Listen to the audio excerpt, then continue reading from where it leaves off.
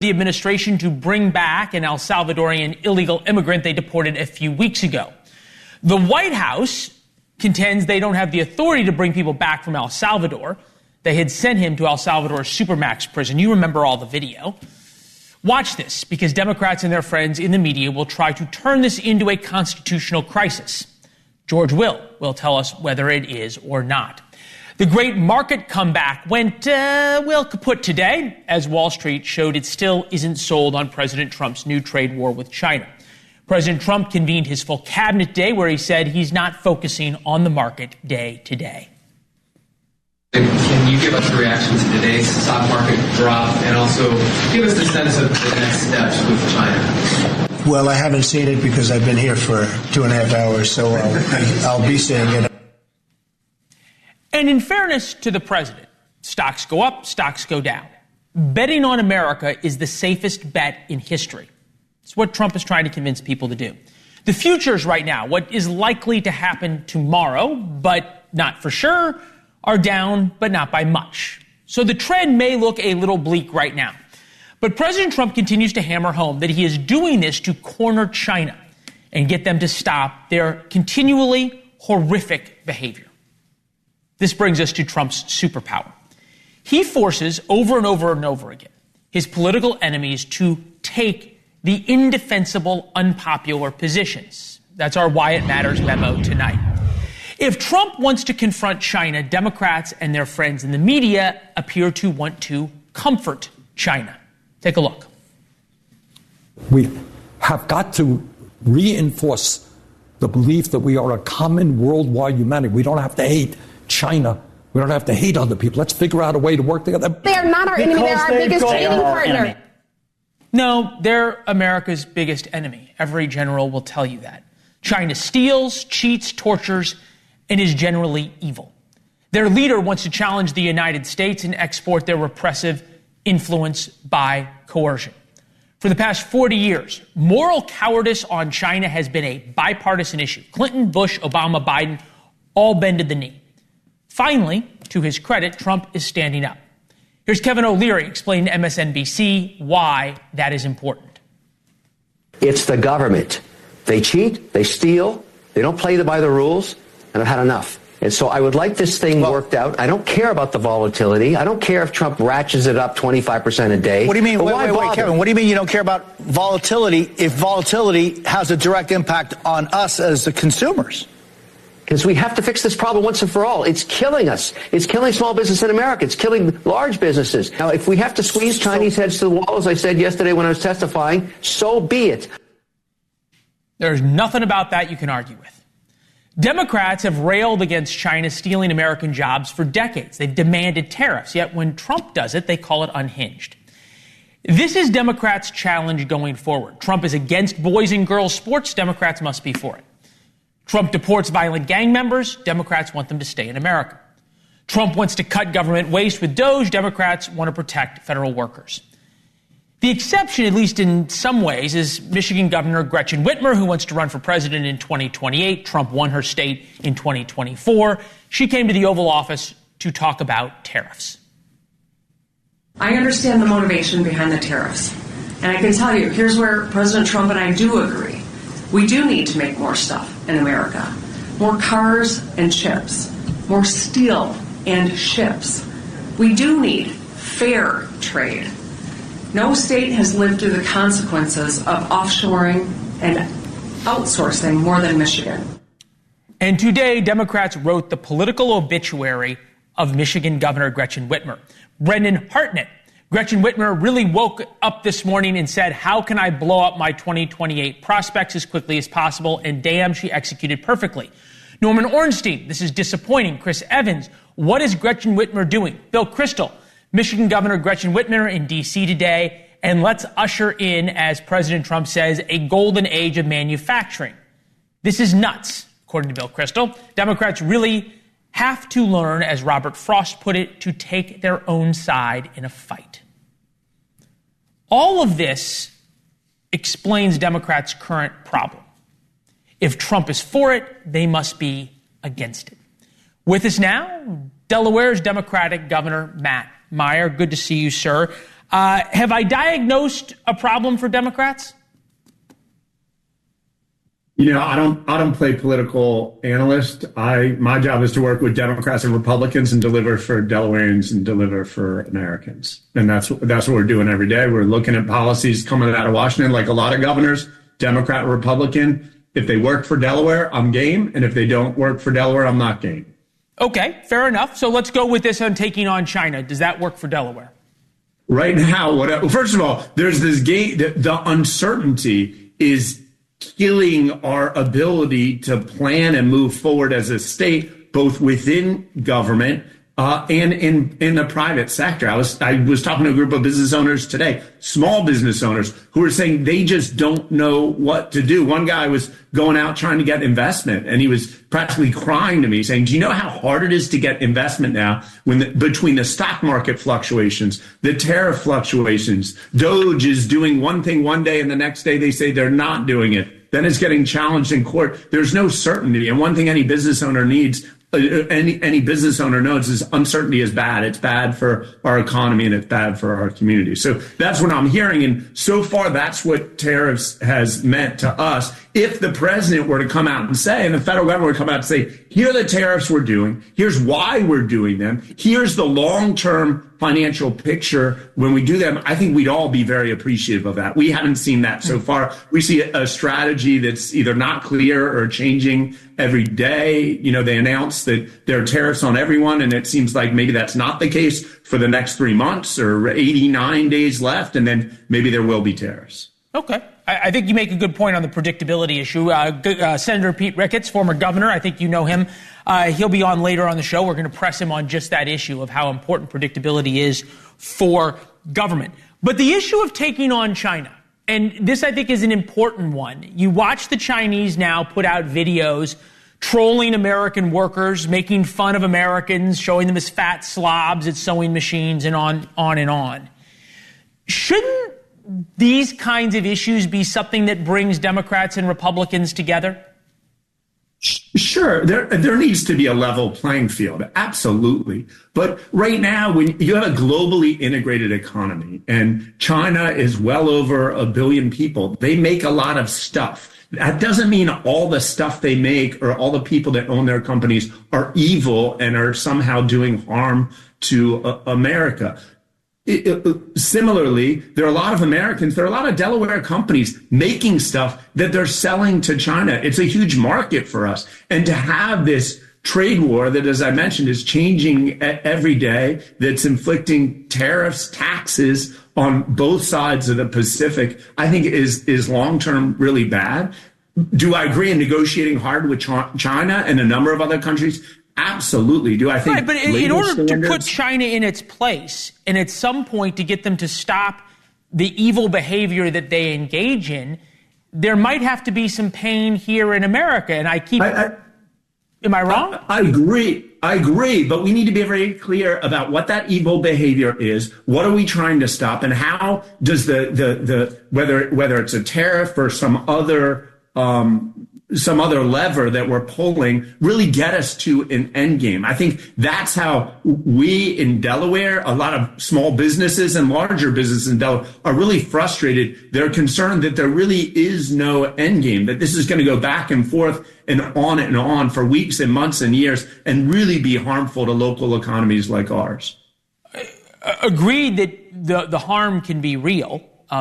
We've been through hard times before in America. I mean, World War II, for example, we had to fight, we had to win. Post 9/11, we had to fight. That comes with sacrifice. And right. So, am I hearing that you support what Trump is doing, just not how he's doing it?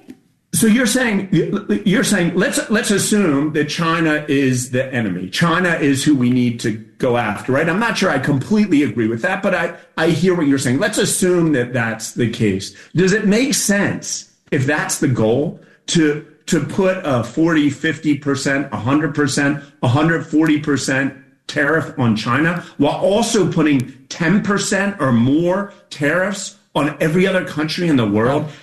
help us? All those other tariffs that now, I guess, are still on, but they're suspended for 89 days. If the goal is some end game with China, how does that addition, my fear is someone I'm probably the only governor who's been a U.S. diplomat in Iraq. I have serious fear that the Europeans, who've been some of our closest allies for generations, Canadians, the Mexicans, at some point, certainly voices within their political sphere is going to say, wait a second. Yeah, no, they want to move to China. Are we playing hard with the U.S.? Why don't we talk to China? Okay. That's really bad for America if we want to win this China. No, that is a real issue.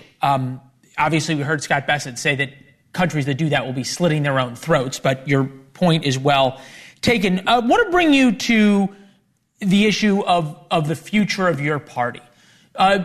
The idea of Gretchen Whitmer engaging with Donald Trump was seen by many in your party as a betrayal. You've got Kamala Harris, who says she's trying to find a way to get back in. What does the Democratic Party need to bring to the table in order to be for something rather than just against Donald Trump? Look, what I really think, as a Delawarean, as an American, as the first governor in Delaware history who was a school teacher, is I think our education system, our public education system in this country is really not where it should be. I think our healthcare system is really not where it should be. 25. I think too many Delawareans and too many Americans are having a lot of trouble paying rent or buying a house. Finding the American dream is so harder than it was 10 or 20 years ago. I think as Democrats, quite Republicans, I think any of us running for elected office focus on those issues. How do we fix those issues for Americans? As smart as we all sorts of games with tariffs and things like that. But if we fix our education system, we're going to have the best and the brightest for years and generations to come. If we fix our healthcare system, everyone want to come here. American innovation and technology and health. Yeah. And I think those are the kind of things that we need to be focusing on. Okay. We are on here in Delaware. All right. Governor, appreciate it. Thank you very much. I drive through your state often. It's a beautiful place. Appreciate you being here. Thank you, sir. Good to see you. Stop and get a bite to eat. Good to see you. There we go. I've done it. President Trump has made some pretty aspirational promises and not delivered. That doesn't normally hurt him. There's a reason for that. Should his cabinet be allowed to do the same? By September, we will know what has caused the autism epidemic, and we'll be able to eliminate those exposures.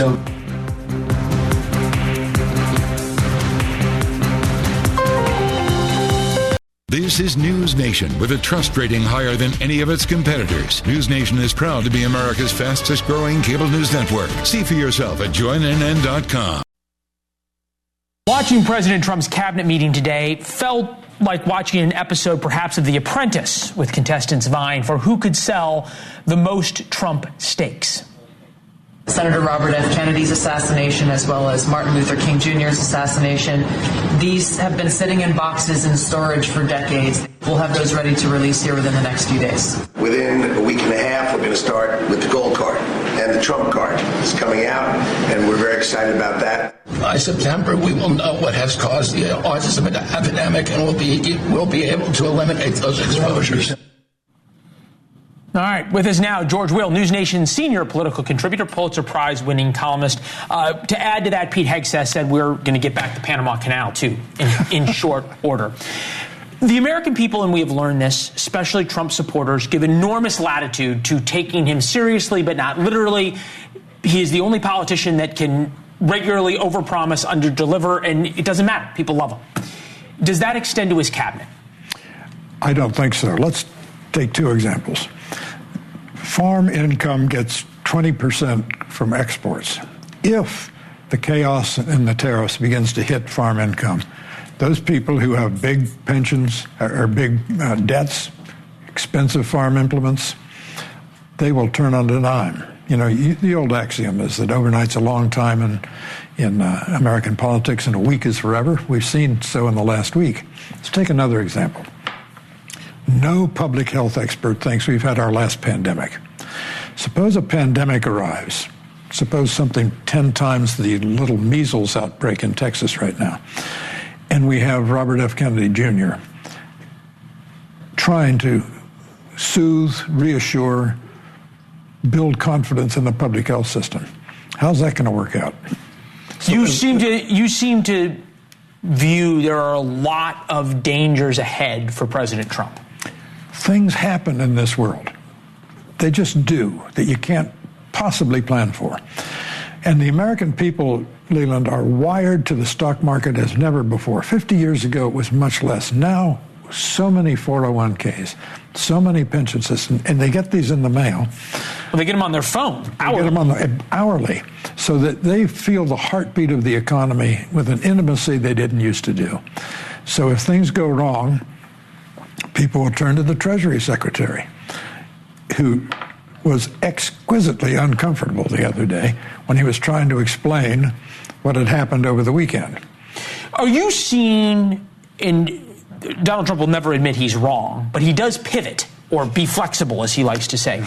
Is today's cabinet meeting where we're talking about all of these other things, JFK assassination records, the Trump gold card, cause of autism, the Panama Canal, DOGE, is that proof that all of a sudden that Trump wants to pivot away, be flexible away from the whole tariff thing of last week? Well, it's proof that he'd rather not revisit that, because it was not how. Look, if you believe, as his employees assure us he should believe, if you believe that this was all a carefully contrived, incredibly sophisticated, uncanny ploy on his part, then you want to talk about it. But no one really believes that.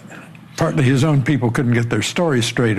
He had a serious meeting with the Treasury Secretary on Sunday. Oh, oops, he changed it Monday noon. If you can't get your story straight, you got a problem. Yeah, it does seem that much of this pageant was picked for the reason not necessarily of competence, but of fulfilling the desires of a certain part of Donald Trump's base, number one, and their views towards Donald Trump himself. Take a listen.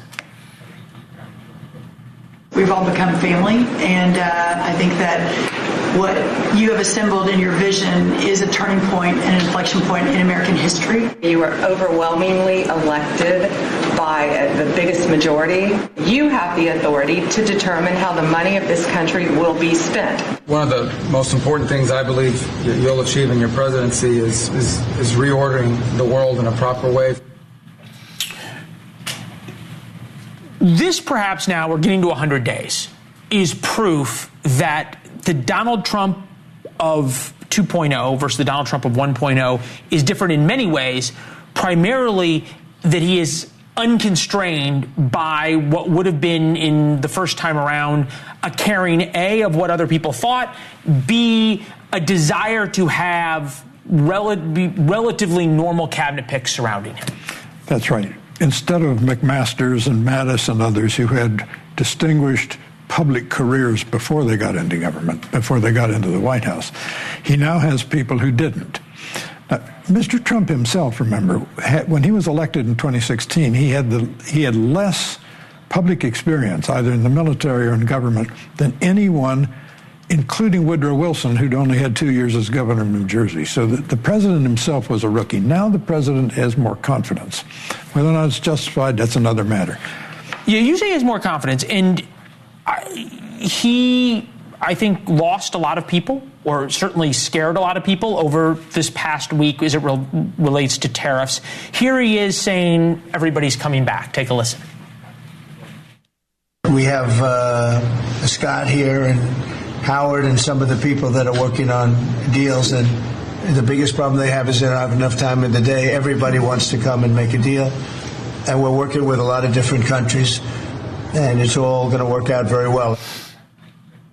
You're skeptical. That said, if Trump is able to make a couple of deals with Vietnam, Japan, South Korea, primarily the European Union, and raise the amount of U.S. exports while keeping tariffs, prices, whatever you want to call them, for goods we buy the same by summer, that changes everything, doesn't it?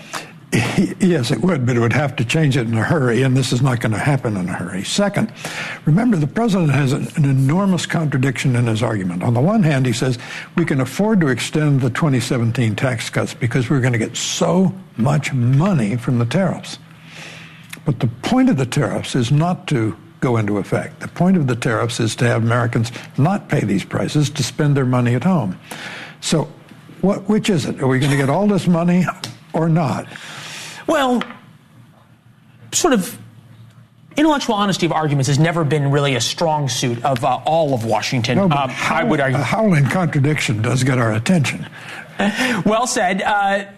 Tomorrow, the White House has to decide what they're going to do. The Supreme Court just ordered the Trump administration to, in their words, facilitate bringing an illegal immigrant from El Salvador who was in the United States illegally but was not supposed to be deported. He was deported on one of those flights down to the El Salvadorian gulag wrongly. The administration admitted it made a mistake but said we are not going to fix it. Claimed they had evidence that he was part of MS-13. So far, they haven't shown us the evidence, but said he's in El Salvador, nothing we can do. Supreme Court orders that he be returned. What happens tomorrow? If the president is at all prudent, he will say, okay, I'll do that. And this master of the art of the deal will pick up the phone and call El Salvador. And it shouldn't be that difficult to get El Salvador to release one prisoner. They have, Lord knows, a surplus. All right. We'll see you tomorrow morning. Sure Mr. Will, good to see you. Thank you as always. Donald Trump, stepping back from the tariff abyss, as we have talked about, gives Republicans an opportunity to rein in presidential power, which they should do. Senator Pete Ricketts on whether that will actually happen.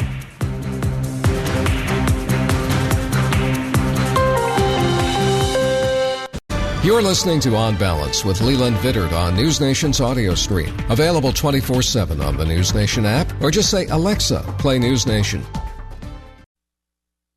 This upside-down world we live in, Democrats are defending China, while Republicans appear to have abandoned the core American principle of checks and balances. The Constitution very clearly gives Congress the sole right to impose tariffs. The founders understood how important tariffs are, how powerful they are. That's why they gave the power to Congress. 50 years ago, Congress gave the president power for emergency tariffs when national security is involved. Think emergency tariffs on China if they blockaded Taiwan. The idea of using economic power rather than military power. But the founders didn't envision a president upending the world economic system on his own whim. Lately, Republicans in Congress appear okay with giving Trump almost unilateral power to do just about anything, and they are voting like that in both the House and Senate. But not all of them. 7 brave Republican senators are saying not so fast. They want to rein in Trump's tariff power and give it back to Congress, not only for Trump, but any future president. Go back to what the Constitution says. Nebraska Senator Pete Ricketts is not among those senators and joins us now. It's good to see you, sir.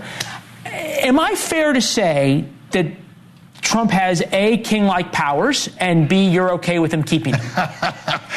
Well, as you outlined before, Congress actually gave the president the authority to be able to do this. And right now, we got to let the president play out his strategy. If you were to undermine him right now, that would actually severely hurt Americans. What the president is trying to do is level the playing field. After World War II, we told other countries they could have high tariffs and we'll have low tariffs so that their products are cheaper coming into the United States, our products are more expensive going overseas. It was part to let them be able to rebuild from World War II, but also to get them on our side versus the Soviet Union. It worked wonderfully well. The problem was, Soviet Union fell 34 years ago. It should have been changed back then. So the rest of the world charges tariffs 4 times higher on average than what we charge them coming into our country. I have no argument, and I have defended that many times this week, that this needs to change and the world economic system needs to be reordered to be fair, as you point out. Why not do that through Congress as the founders envisioned? Clearly not the way this 1977 law envisioned. The president is trying to fix this system. He made attempts at doing this during his first term, But our allies have been very reticent to change the system. But wouldn't it have a lot more power if this came from Congress, if this was the government speaking and changing the economic system rather than Trump who ripsaws things? The president is about trying to get results. He's a disruptor. He's unorthodox. And we need to give him the opportunity to be able to deliver on this. In his first term, he used tariffs very effectively to get China to sign a trade one phase deal, which they bought a lot of agricultural products from the United States. And that was a benefit to us. As soon as Trump left office, China reneged on that deal. So the president is now looking, again, to get a better deal for Americans and make it fair. And he's looking in a very broad way to do it. And again, this is something that should have happened decades ago. No argument. The president's taking action now to do it. Congress did have the opportunity over the last 3 decades to change this, and they didn't take action. That's sort of par for the course for Congress, right? Among conservative commentators, people who are diehard conservatives, Eric Erickson, Ben Shapiro, among others, have been extremely critical of not the goal, but how President Trump and Republicans are getting there. Take a listen. I think someone from inside the tent, inside the Republican Party, needs to say bad idea, because I do not want the Democrats to come back to power. I see where this is headed, and I know what the American people will do. Right now, they say they hate the Democrats more than anything. If they get mad about the economy and their 401k, they'll put the Democrats back in power.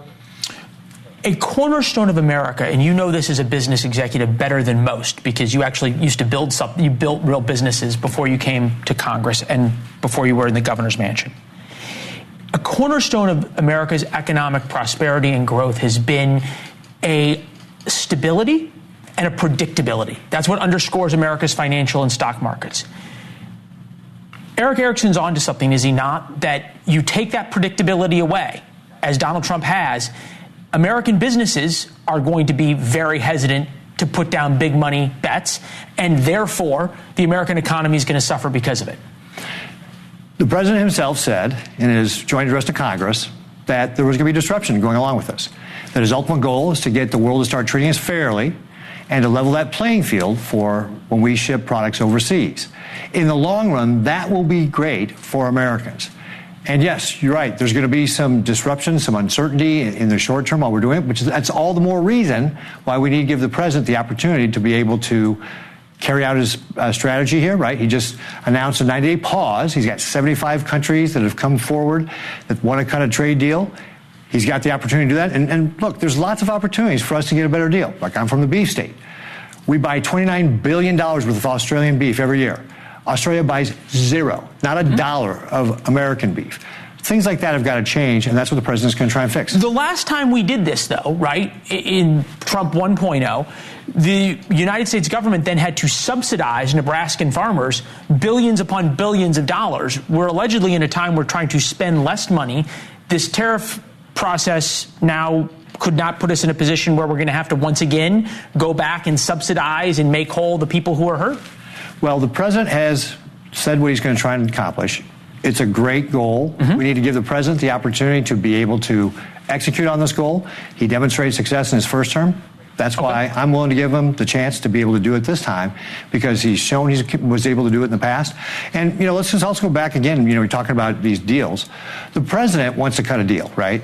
But if you use the analogy of what he did with North Korea, if the deal's not going to be a good deal, he's going to walk away. He did. So look, and to be fair, we said this to Debbie Wasserman Schultz last night. Trump ran the same playbook in 2017, 2018. The American economy was roaring. It's why he got reelected in 2024. Let's say there are good deals that are cut.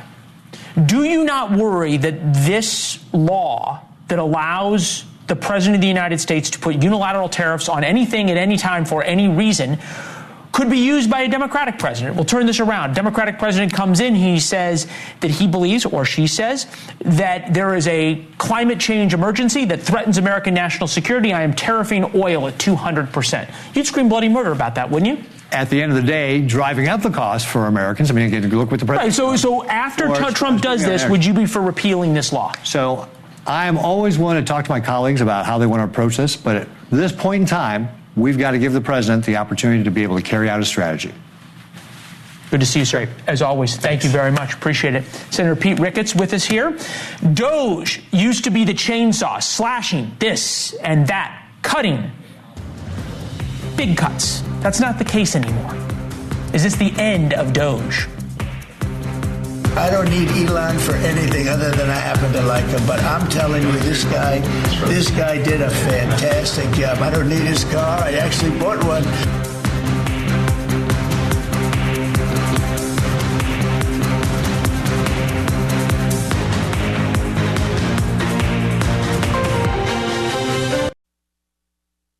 Days into Trump's second term, and lately, all we have been hearing about, at least for the past 9 days or so, is tariffs.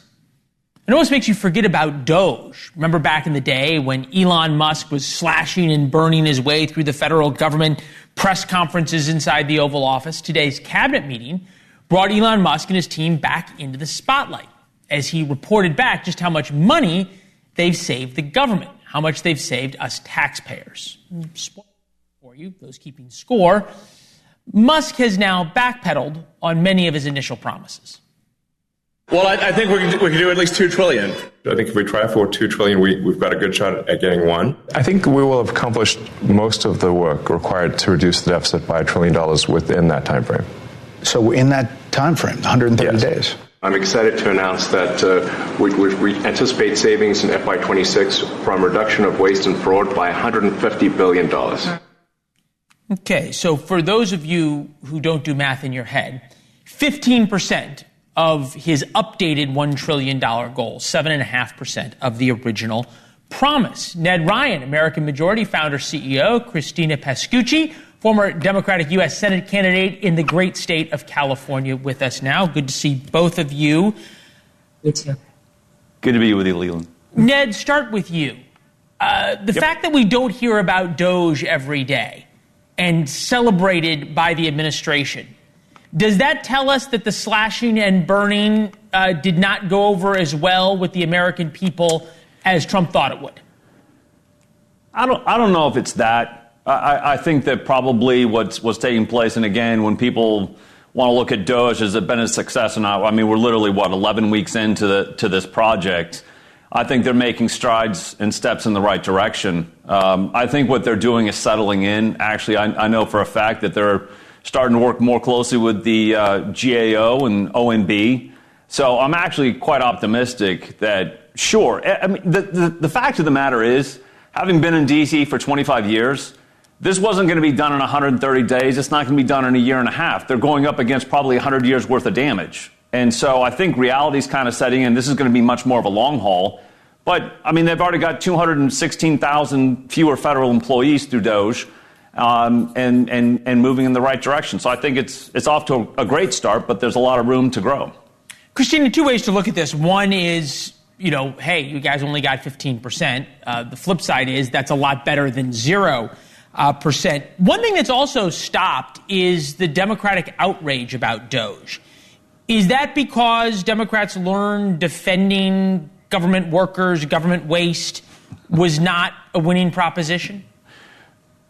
Has the outrage stopped? I don't know. Well, it's really good to be with you, first off. Thank you for having me, Leland. And I actually don't think it's stopped to the extent that it needs to. I would love to see, as a Democrat and someone who ran as an independent Democrat for office, I would love to see Democrats focus instead on focusing on Elon Musk, focusing on getting rid of that waste, fraud, and abuse, and bringing great ideas to the table. There are so many Americans right now that are desperate, that are so hungry for a political change. They feel politically homeless, and me being one of them. I mean, you talk to people on both sides of the aisle, and so I think what Democratic voters really want to see right now is more action and, no more faux outrage. And what Elon did had to be done. I don't necessarily agree with all the ways in which he did it, but when you look at the root cause of how we got here, it was the inaction of both political parties for so many years, Democrats being in the lead for the majority of those years more recently when they didn't take action. And so this is a result of that, and I think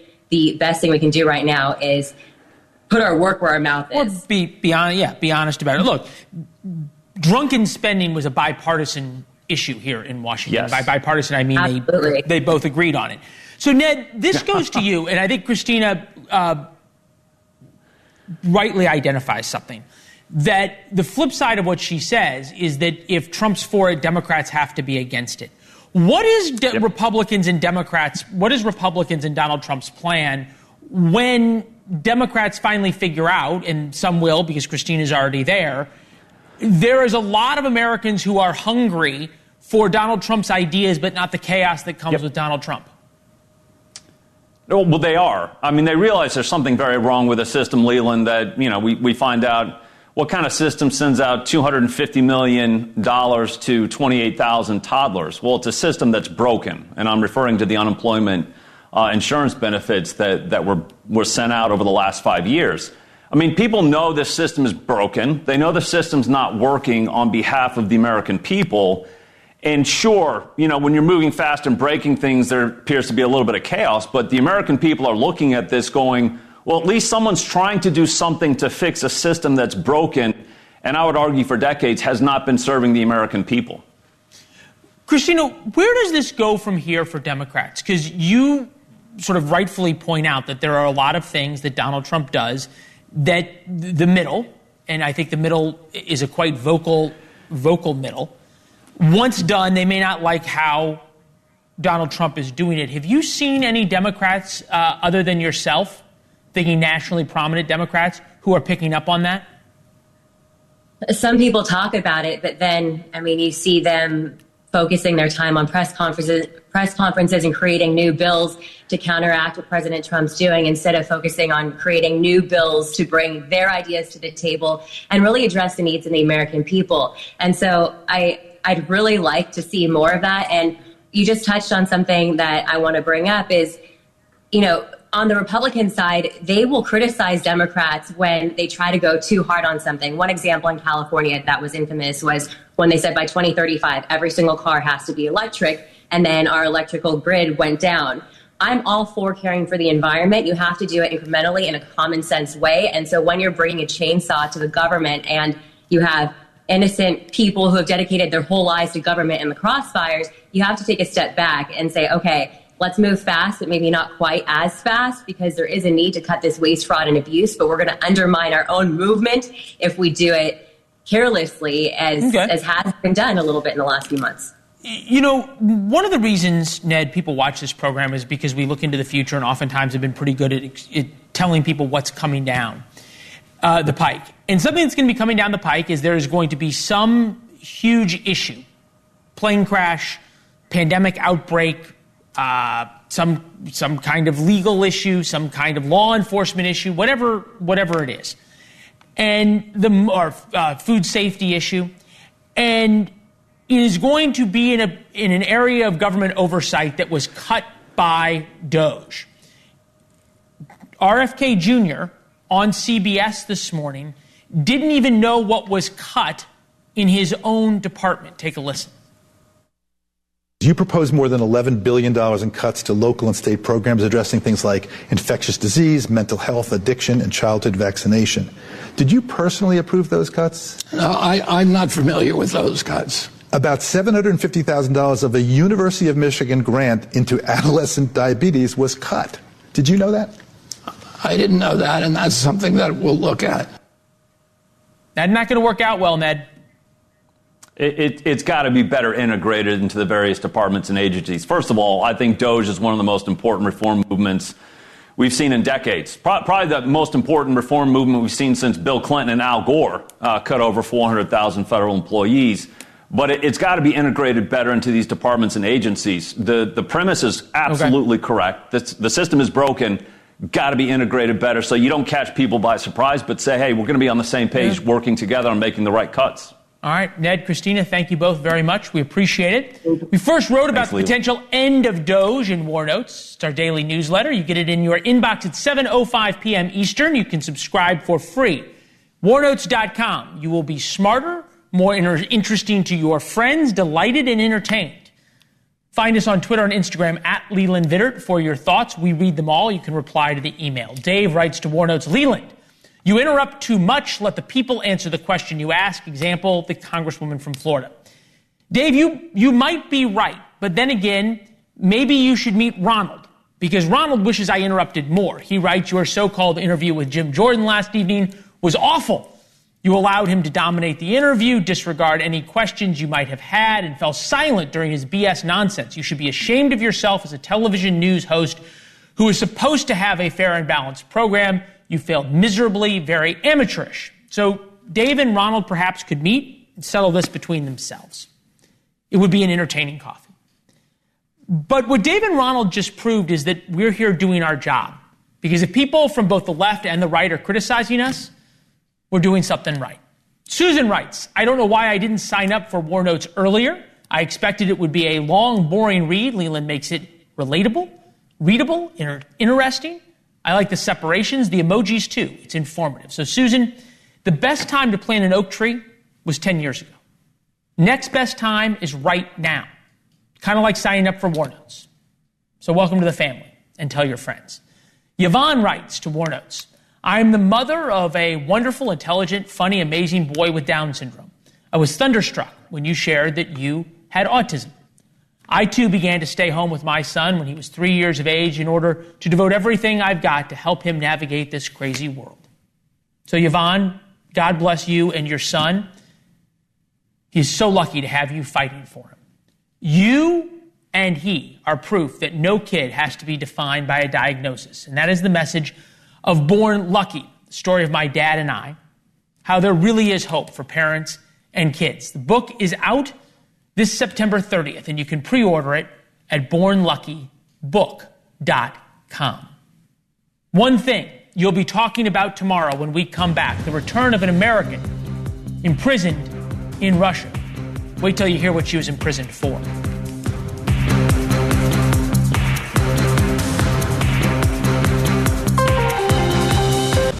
This is Nick Smith. Get my podcast In the Mix at newsnationnow.com or wherever you get your podcasts. There is a huge reason to smile tonight. An American held in Russia for raising money for Ukraine is finally on her way home. Ksenia Karelina was imprisoned in Russia by Vladimir Putin. Picture on the plane coming home. She lands at Andrews a little less than a half an hour from now. Live coverage on Banfield. This is something